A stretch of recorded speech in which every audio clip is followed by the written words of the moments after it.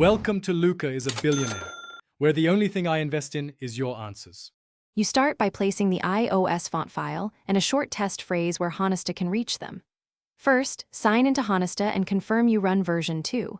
1 or newer, older builds block custom fonts.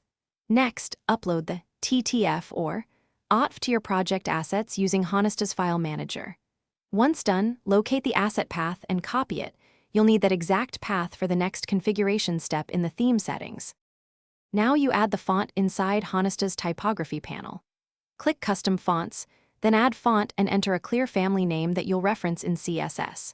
Paste the asset path you copied and specify weights and styles, regular, medium, bold, so Honista generates proper at font face rules. After saving, map the new family to headings and body text in the theme typography area. This ensures consistent rendering across different components. Finish by publishing your theme changes and clearing Honista cache. Then preview on desktop and mobile to verify weight and spacing. If the font doesn't appear, check that the asset path is exact, the file uploaded correctly, and the server serves the correct MIME type.